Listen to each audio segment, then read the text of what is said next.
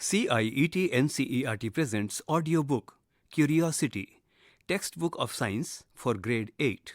Page 98, Chapter 7, Particulate Nature of Matter. A QR code is given on the page to access and download contents related to the chapter. Probe and ponder. On the background of the page we have an image of a hillside and a riverside area where many rocks are lying near a river and many people are seen collecting them and doing some observations. Probe and ponder. Why is it possible to pile up stones or sand but not a liquid like water? Why does water take the shape of folded hands but lose that shape when released? We cannot see air, so how does it add weight to an inflated balloon? Is the air we breathe today the same that existed thousands of years ago? Share your questions. Some blank space has been provided.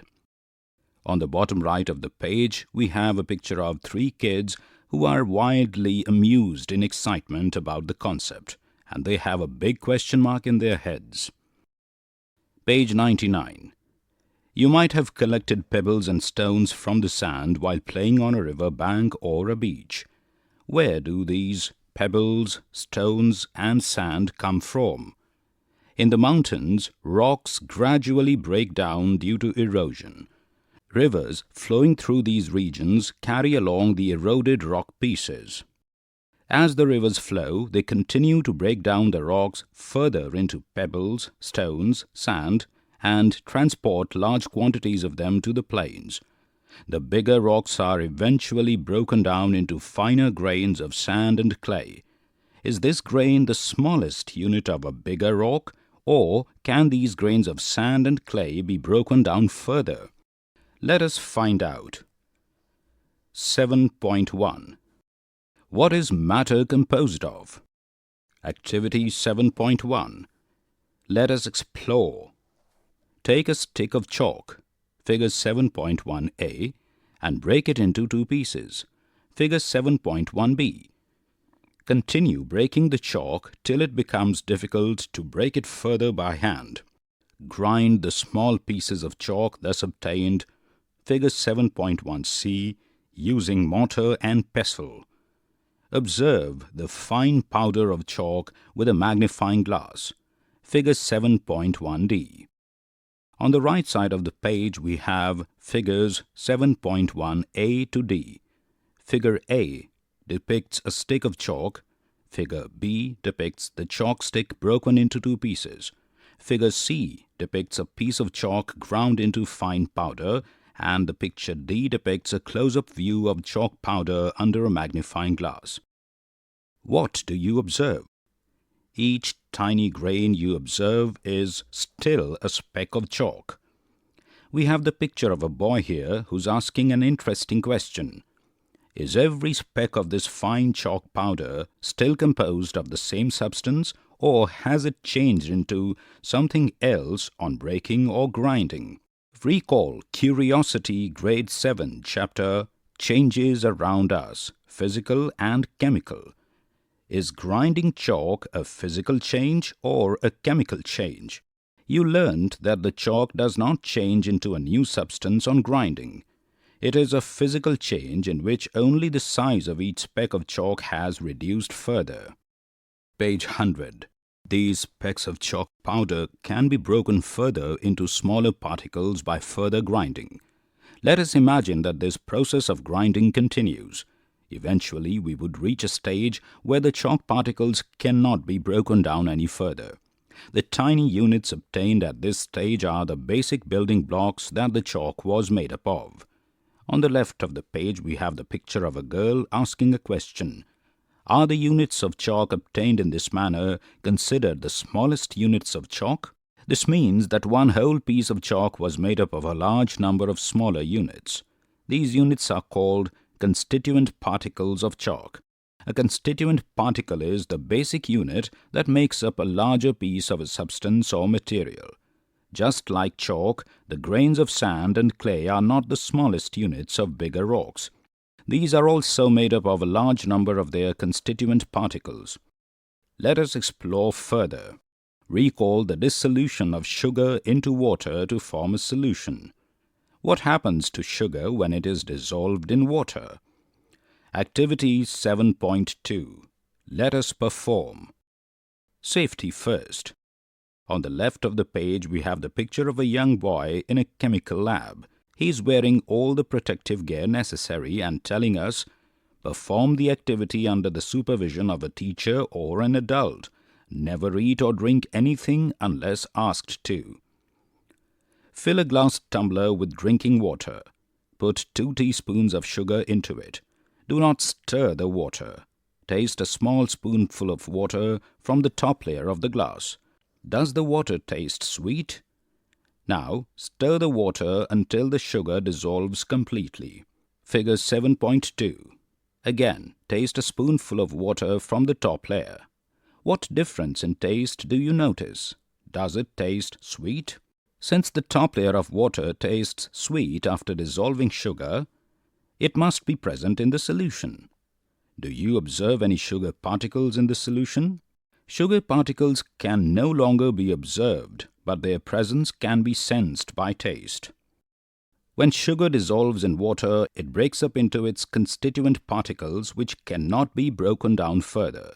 Each tiny grain of sugar is made up of millions and millions of such constituent particles. On the bottom left of the page, we have figure 7.2 depicting dissolving sugar in water. Page 101. Activities 7.1 and 7.2 support the idea that matter is composed of a large number of extremely small particles. These particles are so small that they cannot be seen even through an ordinary microscope.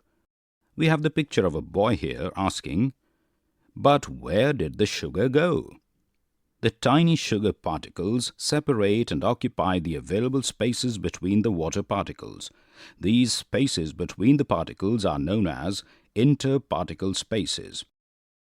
We have the picture of a girl here telling us chalk and sugar can both be broken down into their constituent particles. But how are the constituent particles held together to form the solid pieces we see? 7.2. What decides different states of matter? The constituent particles of matter are held together through forces which are attractive in nature. These forces are called interparticle attractions. The strength of these attractions depends on the nature of the substance and the interparticle distance. Even a slight increase in the distance decreases the interparticle forces drastically.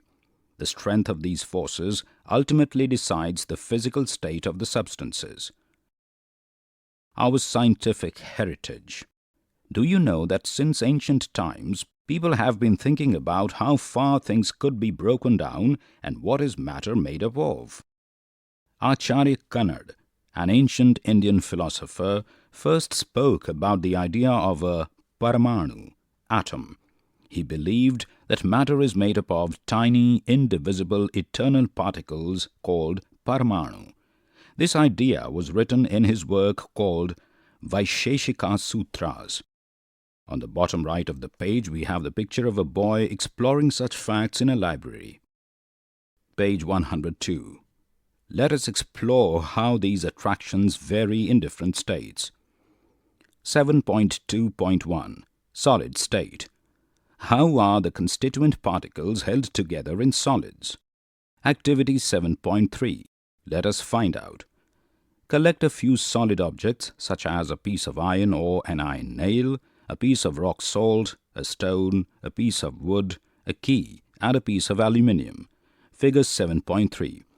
Figure 7.3 on the left of the page depicts some solid objects like an iron nail, rock salt, stone, wooden block, key, and a piece of aluminium. Observe their shapes and sizes. Try hammering them. In which of the above 6 objects do you think particles are strongly held together? You must have noticed that all these objects are solids. They have a definite shape and volume. This is due to the fact that in solids, the particles are tightly packed and the interparticle attractions are very strong. These strong forces of attraction hold the particles in fixed positions, preventing them from moving freely. Figure 7.4a. The particles can only move to and fro about their positions, that is, vibrate or oscillate, but cannot move past each other. On the left of the page, we have the picture of a boy asking a question. In the solid state, is there any way to move these particles apart? When solids are heated, their particles vibrate more vigorously. Figure 7.4b. A stage is reached when these vibrations become so vigorous that the particles start leaving their position. The interparticle forces of attraction get weakened and the solid gets converted into the liquid state. Figure 7.4c. The temperature at which this happens is the melting point of the solid. On the bottom of the page, we have figure 7.4 depicting magnified schematic pictures of melting of a solid. Part A depicts a solid, Part B depicts particles with increased vibrations, and Part C depicts a liquid. Page 103. The minimum temperature at which a solid melts to become a liquid at the atmospheric pressure is called its melting point.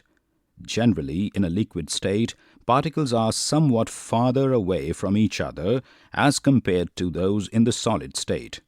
Ice is an exception.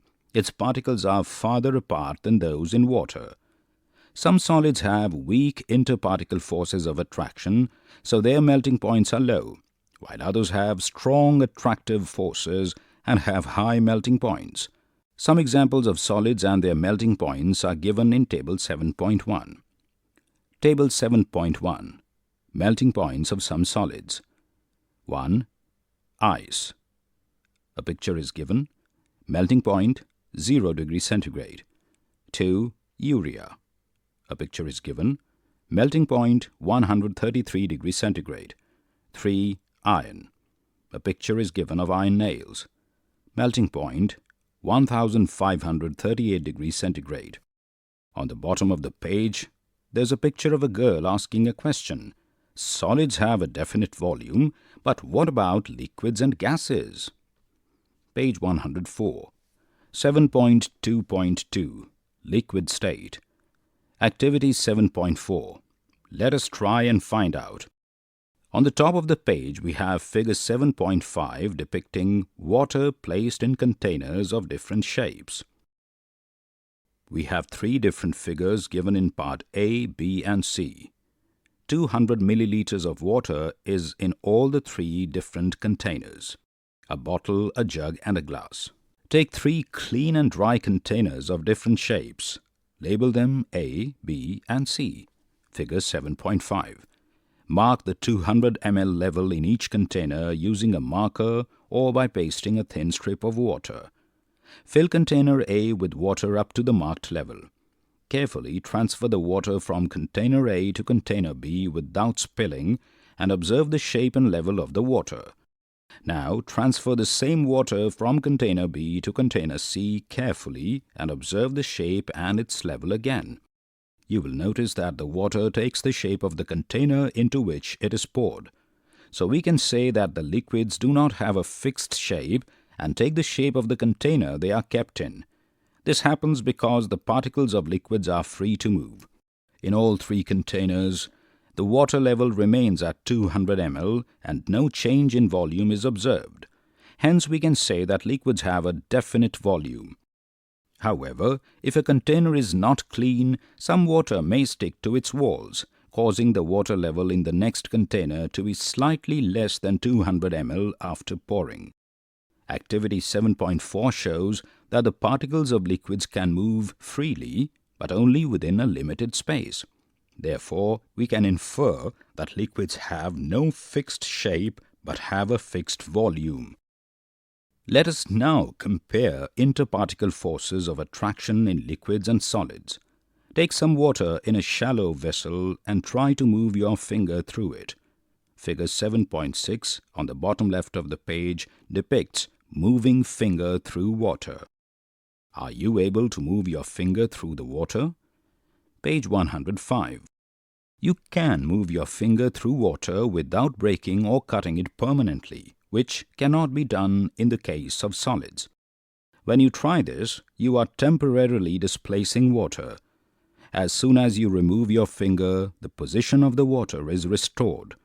We can say that in liquids, the interparticle attractions are slightly weaker than in solids, but still strong enough to keep the particles close together. Recall Curiosity Grade 6 Chapter Temperature and its Measurement, where you observed the temperature of boiling water, that is, liquid. When a liquid is heated, a stage comes when it starts boiling. The temperature at which a liquid boils and turns into vapor at atmospheric pressure is called its boiling point. The movement of particles becomes so vigorous that they move apart from each other, resulting in a decrease in the interparticle forces of attraction. Eventually, the constituent particles can escape from the liquid state. The liquid is converted into vapor or the gaseous state. On the right of the page, there's a picture of a boy telling us, "I have seen that spilled water disappears after some time, and it happens at any temperature." At the boiling point, the formation of vapor is very fast and occurs not only at the surface but also within the liquid. This process is observed as bubble formation in the liquid. However, vapor formation occurs at all temperatures, even below the boiling point, though slowly and only at the surface. This slower process is known as evaporation, about which you have learnt in earlier grades. 7.2.3 Gaseous State. We have the picture of a girl here asking, do gases also have a fixed volume? Activity 7.5. Let us investigate. On the right of the page, we have the picture of a young boy who's all packed up in protective gear and telling us, be careful while burning an incense stick. Take 2 transparent gas jars or glass tumblers and mark them A and B. Create some smoke by burning an incense stick. Hold the gas jar A upside down over the smoke. Figure 7.7a. The gas jar should trap the smoke inside. Turn it over and cover it with a glass plate. Figure 7.7b. Hold another gas jar B upside down and gently place it over the glass plate covering the gas jar A. Page 106. Remove the glass plate slowly and ensure that both gas jars are close enough and there is no gap for smoke to escape. Figure 7.7c. Observe how the smoke spreads inside the gas jar B. The smoke fills the entire space in the gas jar B, indicating that gases do not have a fixed volume and tend to occupy the entire available space. Figure 7.7d. Like liquids, they also acquire the shape of the vessel they are in. On the left of the page, we have Figure 7.7 depicting smoke spreads freely inside the gas jars. Part A depicts collecting smoke, where gas jar and a burning incense stick do their work. Figure B depicts covering the gas jar with a glass plate. The glass plate does its work and the smoke is collected in the gas jar. Figure C depicts placing the gas jar B and removing the glass plate. This is done very carefully using both hands. Figure D depicts spreading the smoke. Smoke in gas jar A and smoke in gas jar B fill the entire available space. This illustrates that the particles in gases move freely in all directions and the interparticle attractions are negligible. As a result, gases do not have a fixed shape or volume. In this activity, smoke is used to represent the gaseous state. The tiny particles of smoke suspended in the air are constantly hit by invisible particles of gases, and their movement helps us observe the motion of gas particles. This activity can also be demonstrated by using iodine vapor instead of smoke from incense sticks. iodine vapor can be obtained by placing some solid iodine in a closed gas jar for some time, as depicted in figure 7.8. Both liquids and gases flow and do not retain a fixed shape. These properties distinguish them from solids and classify them as fluids. On the left, we have the picture of a young scientist telling us, "Safety first. Be careful while using solid iodine. Vapors of iodine can cause irritation." On the bottom of the page, figure 7.8 depicts iodine vapor spread freely inside the gas jar. The 3 steps clear this concept. Page 107. 7.3. How does the interparticle spacing differ in the 3 states of matter? What role does the interparticle spacing play in determining the properties of each state, solid, liquid, and gas? Let us perform the following activities to find answers to these questions. Activity 7.6. Let us experiment. Take a syringe without a needle. Pull the plunger of the syringe outwards in a fully extended position. Figure 7.9a.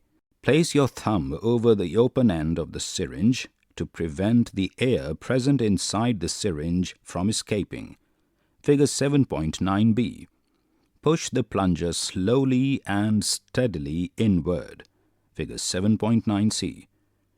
Figure 7.9 on the page depicts the syringe piston in different positions. Part A depicts pulling the plunger outwards. We have a syringe here without a needle. Part B depicts placing thumb over the open end, which is done very carefully using both hands. Part C depicts pushing the plunger inwards. This is again done very carefully using slight pressure. What do you observe? As you do this, you will notice that the volume of air inside the syringe decreases. What can we say about the behavior of gas in the syringe? When you compress the air by pushing the plunger, the particles are forced to come closer. This shows that the gas particles have a lot of space between them in their natural state, and this space can be reduced by applying external pressure. If you stop pushing the plunger, the gas particles spread, and the plunger moves back to its original position. Repeat this activity using water and observe. You would observe that water is practically incompressible. Let us perform another activity to learn about the interparticle spaces in liquids. Page 108. Activity 7.7. Let us observe. Take a glass vessel, fill it about half with water, and mark the level of water A. Figure 7.10a. Add 2 teaspoons of sugar into it. Mark the new water level on the glass vessel B. Figure 7.10b. Stir the water with a glass rod to dissolve the sugar. Figure 7.10c. Predict whether the water level will increase or decrease with respect to the mark B. Mark this water level again as C. Figure 7.10d. Here we have figure 7.10 depicting variation in water levels. Part A depicts the water in a glass vessel marked A. In the figure in Part B, sugar has been added to the water. In figure C, the water is stirred with a glass rod to dissolve the sugar. And in Part D, the water level has been marked once again with the sugar dissolved in water. What difference do you observe in the water levels? You will observe that initially, when sugar is added, the level of water increases, but after dissolution, it may decrease to some extent. Since the volume of the solution is less than the sum of the volumes of water and sugar, it indicates that there is some space between the water particles. Particles of the dissolved substance occupy these spaces. Figure 7.11 on the left of the page depicts magnified schematic picture of distribution of sugar particles in water. We can clearly observe water particle and sugar particle differently. Repeat the activity 7.7 with some other soluble solids such as common salt or glucose and insoluble solids like sand and stone pieces. What do you observe in each case? Do the sand particles dissolve? Does the volume of water in the vessel change after mixing, and why? On the bottom of the page, we have the picture of a girl asking, "Sugar and sand are both solids. Why does sugar dissolve in water but sand does not?" Page 109. Sand is a solid that does not dissolve in water. When added to water, the sand particles settle down and occupy some space in the container, causing the total volume to increase. What do you think about the interparticle spacing in solids? You learnt earlier that the constituent particles in solids are held together by strong forces of attraction. So, these particles do not move from one place to another and are closely packed. However, despite close packing, some space is left between the particles, as depicted in Figure 7.12a. You might assume that the space between particles is filled with air, but this is not the case. They contain nothing at all. Figure 7.12 summarizes the packing of particles and the interparticle spacing in the three states of matter. On the right of the page, we have Figure 7.12 depicting magnified schematic pictures of interparticle spaces in the three states of matter. Part A depicts a solid, Part B depicts liquid, and Part C depicts gas. A step further. Often we use the term particle in different contexts. The meaning of this term changes with the context. For example, while talking about air pollution, the term suspended particulate matter, SPM, is used. This term refers to the tiny dust particles suspended in air and not the constituent particles of matter, which are extremely small as compared to the dust particles. In fact, even these tiny dust particles are also made up of a very large number of constituent particles, that is, atoms and molecules. On the right of the page, we have the picture of a girl climbing a staircase. 7.4. How particles move in different states of matter. Let us find out about the movement of particles in the three states of matter. Let us find out about the movement of particles in the three states of matter. Activity 7.8. Let us experiment. Take a glass tumbler containing water and put a few grains of potassium permanganate into it. What do you observe? On the bottom right, we have a young scientist in all protected gear telling us, "Safety first. Do not touch potassium permanganate with your hands. Use a spoon or a spatula to handle it." Page 110. Initially, you will observe some streaks of pink color spreading out from the grain. Figure 7.13a. With the passage of time, the entire bulk of water will acquire a uniform pink color. Figure 7.13b. Do you know why this happens? On the top left of the page, we have Figure 7.13. Part A depicts streaks of pink color spreading out. We have a glass tumbler with potassium permanganate in it. Part B depicts uniform pink color in glass tumbler. This happens because the water particles are in constant motion. First, they pull out the particles of potassium permanganate from its grain, and later they hit these particles so that they get spread throughout the liquid. In the case of many substances, the constituent particles are held together strongly that the water particles are unable to pull these out. Such substances, like sand, are insoluble in water. Think like a scientist. Try it yourself. Take 3 clean glass tumblers.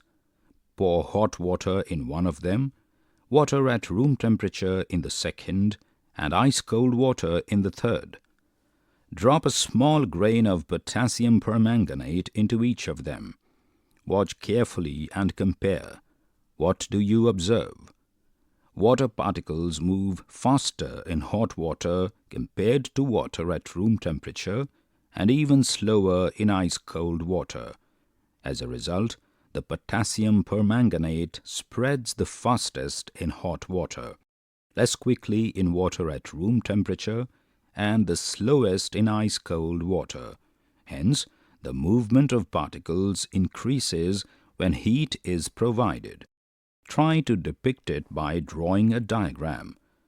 On the left, we have a young scientist performing such an experiment. Again, we have the picture of a boy asking us, how can we demonstrate the movement of gas particles that cannot be seen with the naked eye? Activity 7.9.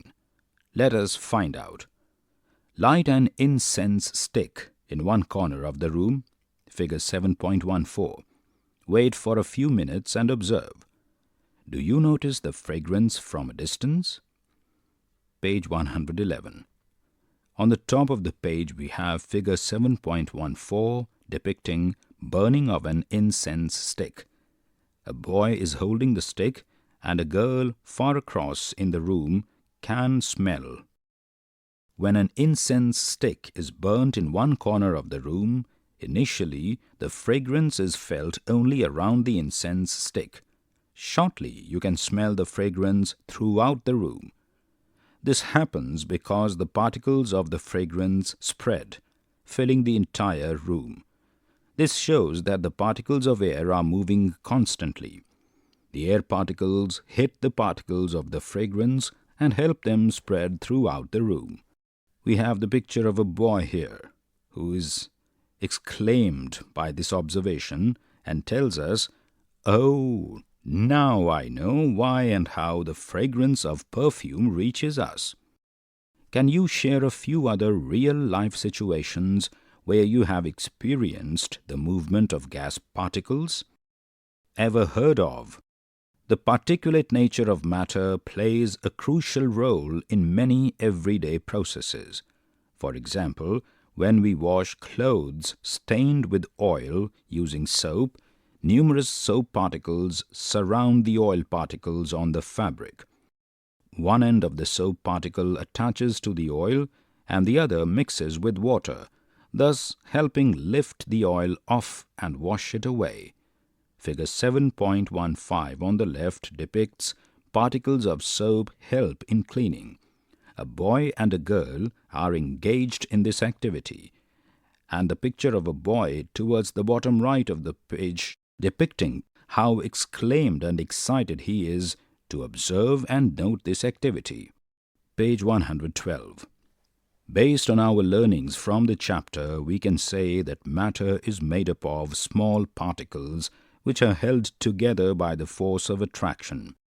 The strength of attractive forces between particles depends on the distance between them, which in turn depends on their thermal, that is, heat energy.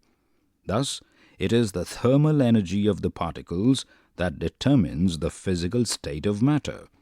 In the solid state, the thermal energy of particles is low, so they remain close to each other and experience strong interparticle attractive forces. This restricts their motion to only small vibrations. At the melting point, the thermal energy is used to overcome the attractive forces between particles, allowing the solid to change into a liquid. At this stage, the particles can move away from their fixed positions.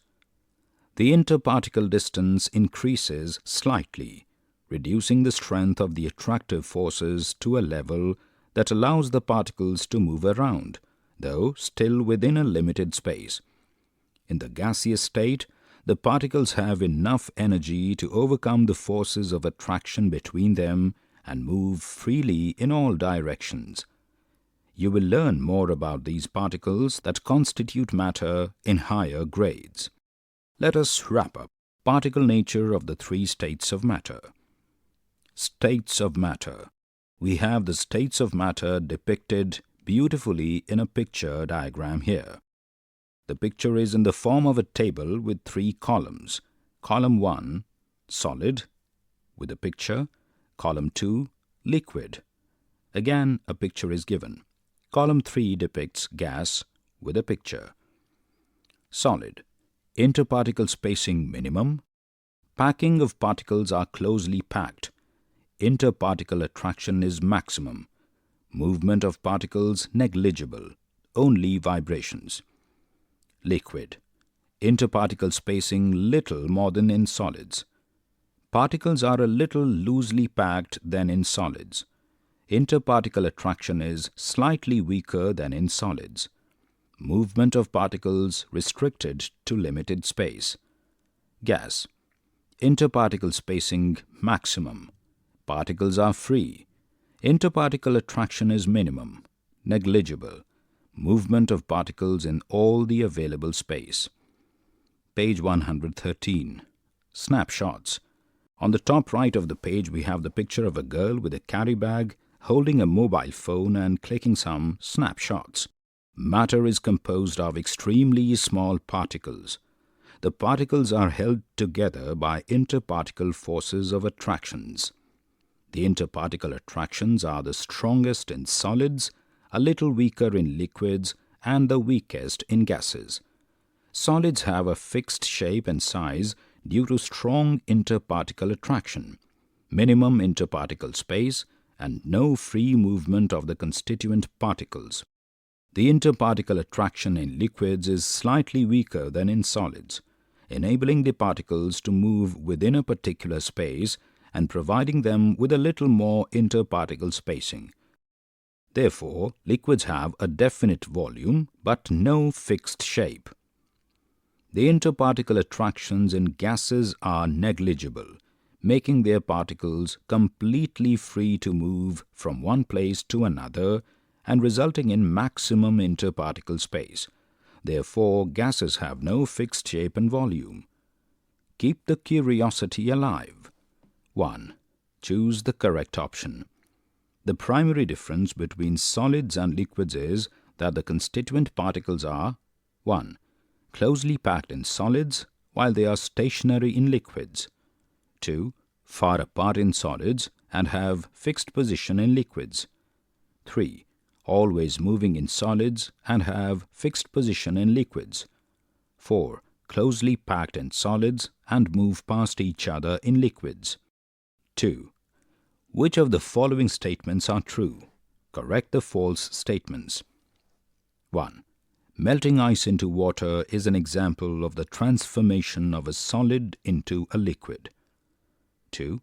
Melting process involves a decrease in interparticle attractions during the transformation. 3. Solids have a fixed shape and a fixed volume. 4. The interparticle interactions in solids are very strong and the interparticle spaces are very small. Prepare some questions based on your learnings so far. Some blank space has been provided for you. To arouse your curiosity, a picture is given on the bottom edge of the page with 5 young inquisitive kids who are already asking some interesting questions like why, when, how long, where, why not? Page 114. 5. When we heat camphor in one corner of a room, the fragrance reaches all corners of the room. 6. On heating, we are adding energy to the camphor, and the energy is released as a smell. 3. Choose the correct answer with justification. If we could remove all the constituent particles from a chair, what would happen? 1. Nothing will change. 2. The chair will weigh less due to lost particles. 3. Nothing of the chair will remain. 4. Why do gases mix easily while solids do not? 5.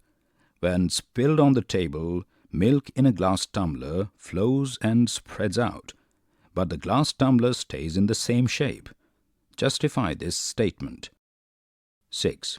Represent diagrammatically the changes in the arrangement of particles as ice melts and transforms into water vapor. 7. Draw a picture representing particles present in the following: 1. Aluminium foil. 2. Glycerin. 3. Methane gas. 8. Observe figure 7.16a, which shows the image of a candle that was just extinguished after burning for some time. Identify the different states of wax in the figure and match them with figure 7.16b, showing the arrangement of particles.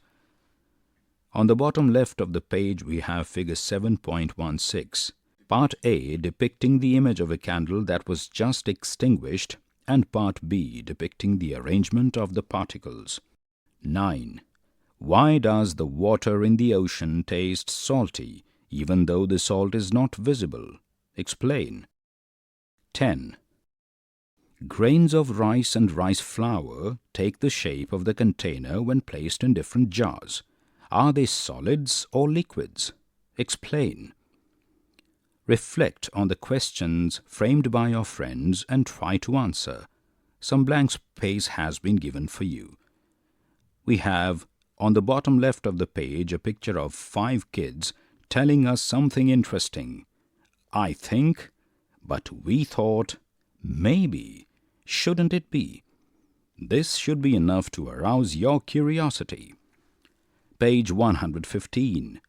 Discover, design and debate. Fix a balloon over the neck of a bottle and put the bottle in hot water. Explore what will happen. Design and create simple models to represent particles of solids, liquids and gases, depicting interparticle spacing using clay balls, beads, etc. Pretend to be particles of solids, liquids and gases at different temperatures.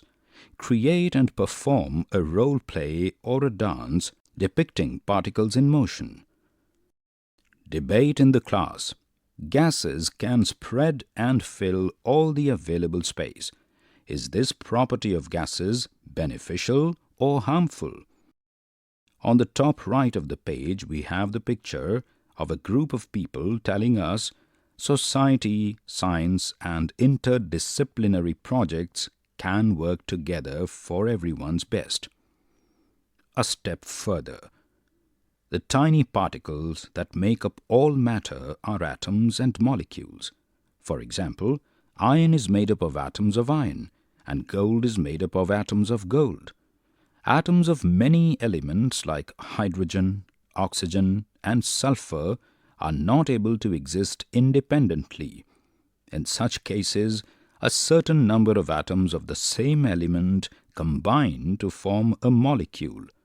For example, 2 atoms of hydrogen combine and form a stable particle called a molecule of hydrogen.